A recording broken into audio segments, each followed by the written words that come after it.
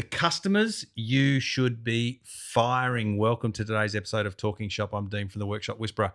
This is the original Workshop Whisperer herself, Rachael Evans. Rach, tell us, who are these customers that we should be firing?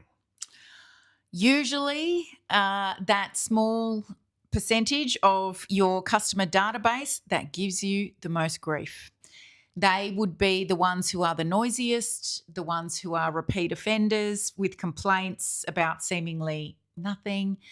But if we want to put labels on them, the constant price shoppers, the tire kickers, the time wasters, the ones that consistently challenge your price, tell you they can get it cheaper somewhere else, want to supply their own parts. They can do it. They can do it better or cheaper or faster themselves. That's it. And those who suggest to you that you are not valuable enough to charge what you know will make you a profit. Those people can be noisy, and that can lead to you believing that there's more of them in your customer database than there actually are, because they represent all of the people who complain or give you an issue. But usually they're a small percentage of your database. They're the ones that you should feel okay saying, no, we can't fit that in, or we're not doing that type of work, but here's the phone number or the website for a shop that will do that.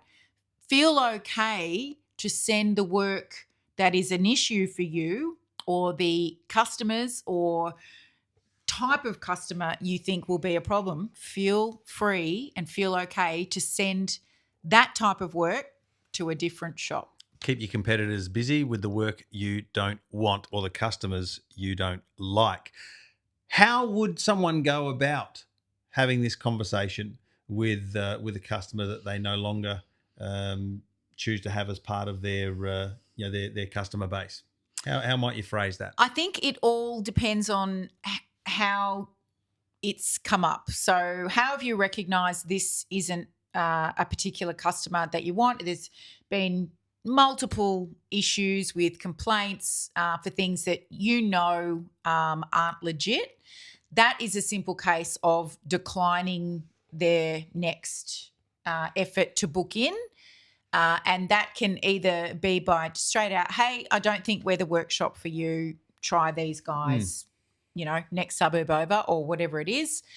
But if you do better filtering in the booking in process when it's a type of customer, so to avoid the time wasters, the tire kickers, if you add into your booking in process the simple question, are you looking to get this work done in the next 7 days or next 14 days? And they say, oh, no, just looking for prices.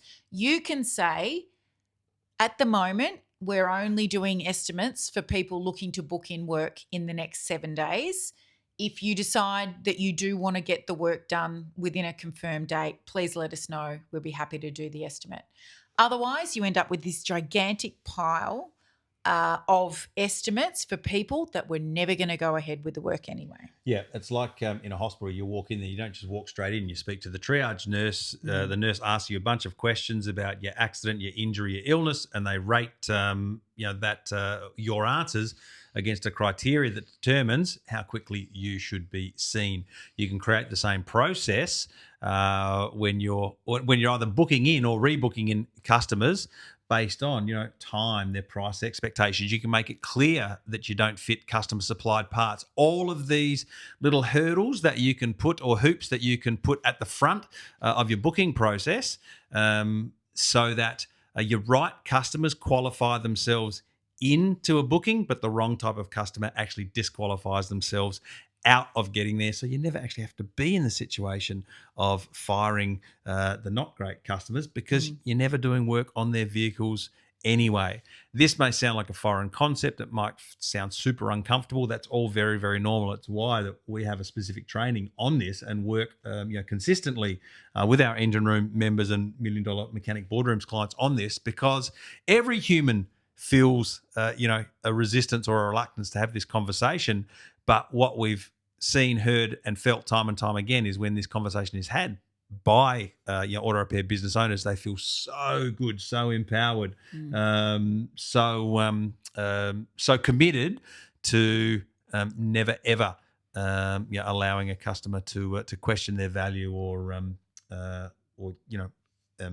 treat them with anything less than 100% of the respect that is rightfully theirs, based on the work and the skill and the knowledge that you've got. And that's really all that we would be wishing for you too, if you're watching today's episode. That's it. Nothing more to be said. No, simple. Fire the bad guys. Just do work for the good ones. We'll see you on the next episode of Talking Shop.